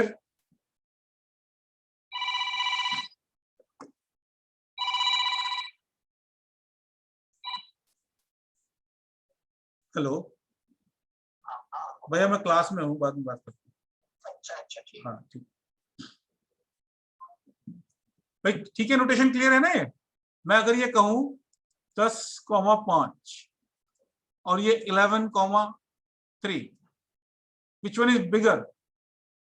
This one, right? क्योंकि हम इसको इससे कंपेयर कर रहे हैं और ये बड़ा है तो फिर हम इसकी चिंता नहीं कर रहे हैं। 10,5, 10,7, 10,5, 10,3, which one is bigger? This one is bigger. ये दोनों इक्वल हैं तो हमने इसको कंपेयर किया, इसमें ये वाला बड़ा है, जब ये दोनों इक्वल हैं तो हमने इसको कंपेयर किया। Notation is clear? Yes sir. एक और हम फंक्शन इसमें यूज करते हैं max A not A1 dot dot dot AN minus 1 is equal to K। इनमें से जो सबसे बड़ा नंबर है वो आ जाएगा या उससे बड़ा नंबर मिलेगा हमें।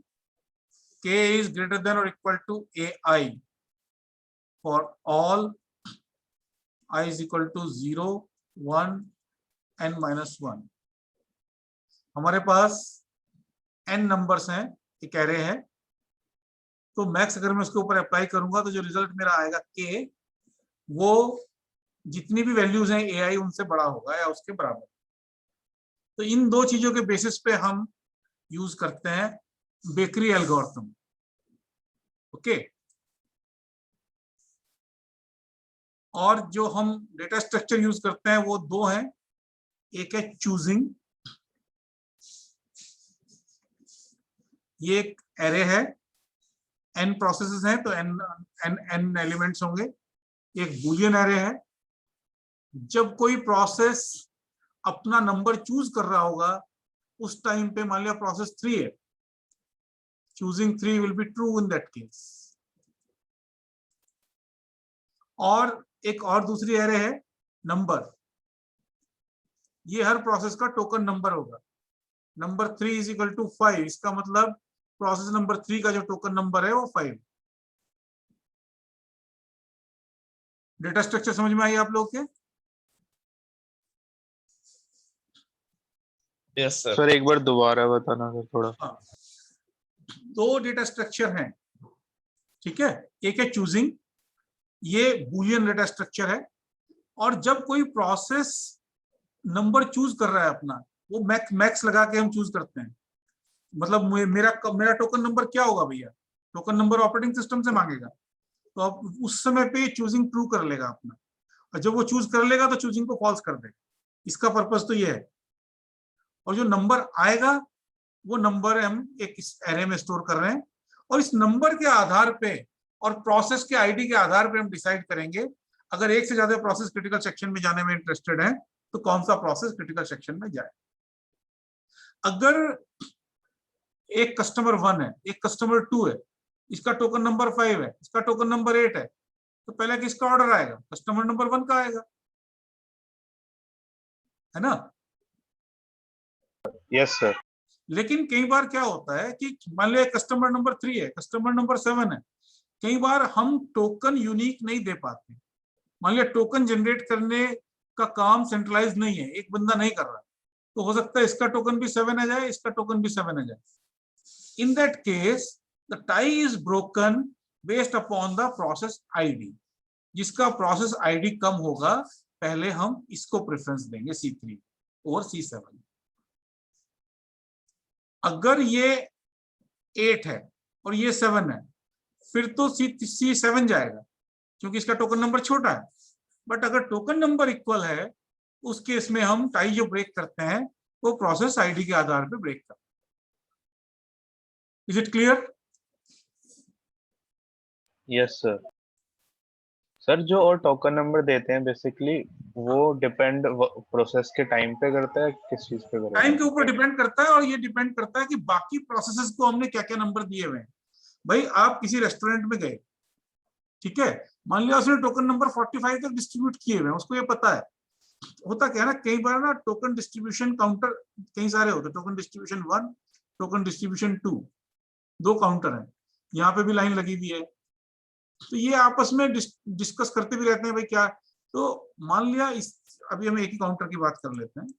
मान लिया इसने जो टोकन दिया हुआ है वो 45 दिया हुआ है, किसी को 47 दिया हुआ है, किसी को 49 दिया हुआ है। जब ये टोकन लेने आएगा इसके पास, तो ये चेक करेगा भैया मैंने कहाँ तक टोकन डिस्ट्रीब्यूट किए हुए हैं, और उससे आगे नंबर इसको देगा ना, 50 देगा ना इसको टोकन नंबर। Yes sir. तो उसी तरह की चीज यहाँ पे होती है। अभी इसका हम कोड देखेंगे तब समझ में आएगा कैसे काम करते। ठीक है, ये कोड समझने वाली चीज है, थोड़ा सा ध्यान से समझ लेना।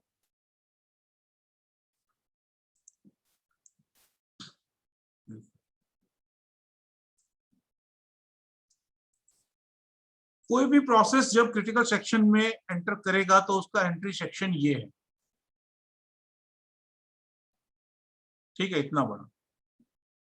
पहले उसको अपना टोकन नंबर चूज करना होगा, उसने चूजिंग को ट्रू कर दिया, ठीक है, और उसके बाद उसने क्या किया, मैक्स फंक्शन लगाया कि भैया प्रोसेस 0 को क्या टोकन दिया हुआ है, 1 को क्या दिया हुआ है, n-1 को क्या दिया हुआ है, और उसमें जो रिजल्ट आया उसमें +1 करके टोकन नंबर ले लिया, और फिर चूजिंग को फॉल्स किया। चूजिंग को यहाँ पे हमने ट्रू क्यों किया और फॉल्स क्यों किया? क्योंकि हम ये चाहते हैं कि जब हम डिसीजन ले रहे हैं क्रिटिकल सेक्शन में एंटर करने का, तो सबको मौका मिले। ये ना हो कि ये प्रोसेस तो नंबर ही चूज करता रहे, इसी बीच में दूसरा प्रोसेस कोई घुस जाए क्रिटिकल सेक्शन में। हो सकता है कि यही प्रोसेस अपना छोटा टोकन इसका मिलने वाला हो और ये, but because we are not giving chance, तो चूजिंग, और ये हम चाहते हैं कि ये आपस में क्लैश ना करें। तो ये चूजिंग बेसिकली ये सिक्योर करने के लिए है कि जब कोई प्रोसेस अपना नंबर चूज कर रहा है तो दूसरे प्रोसेस को क्रिटिकल सेक्शन में एंट्री हम अलाउ नहीं करते। जब वो चूज कर लेगा, ये तो जल्दी हो जाएगा काम, क्योंकि लूप तो इसके अंदर है नहीं। जब ये चूज कर लेगा उसके बाद हम डिसीजन लेंगे। अब इसने अपना टोकन नंबर चूज कर लिया, उसके बाद ये चेक करेगा, ये सारे प्रोसेसेस के लिए चेक करेगा क्या कोई प्रोसेस चूज तो नहीं कर रहा। अगर चूज कर रहा है तो वेट करेगा यहाँ। जब वो चूज कर लेगा उसके बाद आगे बढ़ेंगे। जब ये चूज कर लेंगे सारे प्रोसेस अपना नंबर, उसके बाद हम कंपेयर करेंगे कि number j is not equal to 0। अगर नंबर j 0 है, हर प्रोसेस के लिए कर रहे हैं हम, ये देखो, अगर मान लिया 4 प्रोसेसेस हैं मेरे पास, P0, P1, P2 and P3, तो n इज इक्वल टू 4 है, n इज इक्वल टू 3 है, यहाँ पे 4 होगा, 0 से लेके 4 तक, लेस देन n की हम बात कर रहे हैं, ठीक है ना। तो हर प्रोसेस के लिए हम चेक कर रहे हैं कि मान लिया P1 को क्रिटिकल सेक्शन में जाना है, तो वो चेक करेगा 0, 1, 2, 3 के लिए कि भैया कोई चूज तो नहीं कर रहा। अगर चूज कर रहा है तो वेट करेगा। मान लिया P0 ही चूज कर रहा है, ये हमें रुक जाएगा। जब P0 चूज कर लेगा उसके बाद फिर यहाँ पे आएगा, आगे बढ़ेगा। भैया P2 चूज तो नहीं कर रहा। जब ये क्लियर हो जाएगा कि कोई चूज नहीं कर रहा, उसके बाद ये चेक करेगा कि भैया प्रोसेस का J अगर 0 नहीं है, क्योंकि जो प्रोसेस क्रिटिकल सेक्शन में इंटरेस्टेड नहीं है, not interested in critical section, उसका नंबर 0 होगा।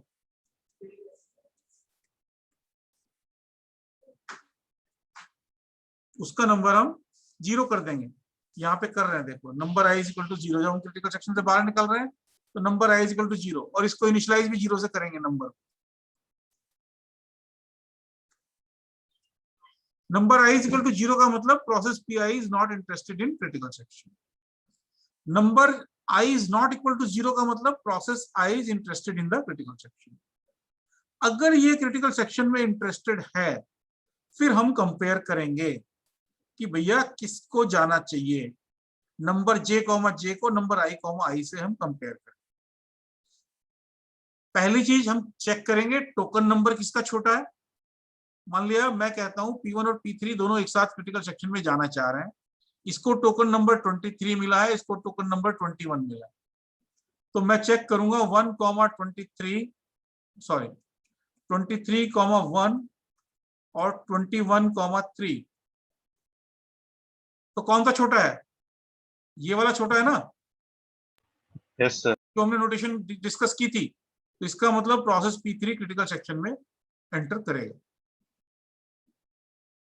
अगर यहाँ पे भी ये 1 होता, ये भी 1 होता, सॉरी 23, ये भी 21 है, 21,1, 21,3, यहाँ पे जब कंपेयर करेंगे ये दोनों इक्वल हैं टोकन नंबर, उस केस में प्रेफरेंस मिलेगी P1 को। तो जो सबसे छोटा प्रोसेस होगा वो इस लूप से बाहर निकल आएगा, वो इस लूप से बाहर निकलेगा सिर्फ। बाकी सारे प्रोसेस जो हैं वो इस लूप के अंदर फंसे रह जाएंगे, जिसका कि सब जो टाई ब्रेक करके एक तरह से कंपटीशन हो रहा है, जिसका टोकन नंबर सबसे छोटा है, या फिर टोकन नंबर सबसे छोटे में 2 बराबर हो गए तो जिसका PID छोटा है, तो वो प्रोसेस क्रिटिकल सेक्शन में एंटर कर जाए। और जब ये बाहर निकलेगा तब नंबर आई को 0 करेगा। ये इसका एग्जिट सेक्शन। उसके बाद जो दूसरे प्रोसेस यहाँ पे वेट कर रहे थे अपने लूप के अंदर, उनका नंबर आ जाएगा। और इस तरह से करके ये मेरा n प्रोसेस क्रिटिकल सेक्शन की प्रॉब्लम मेरी सॉर्ट आउट हो जाएगी।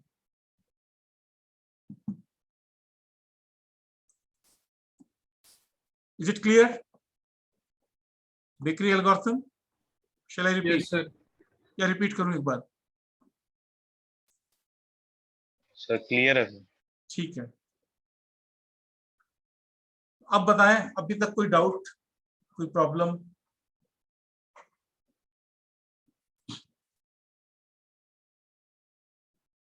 और पढ़ना है कितने रखें आज? सर बस इतना काफी है। ठीक है, मैं इसी 1.5 घंटे की क्लास करके इस वीक में I will try to finish the operating system. जो पहले पढ़ा है उसको रिपीट नहीं करूंगा, वो डाउट क्लास ले लेंगे। सर अगली क्लास कब होगी?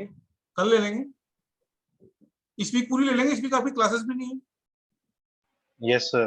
कॉलेज की क्लासेस नहीं है, तो इस वीक में I will try to finish the operating system. Sir आज वाले नोट्स भेज देना प्लीज। नोट्स में सारे भेजता हूँ ग्रुप में, कंप्लीट ही बना लिए मैंने। Thank you sir. Okay, bye.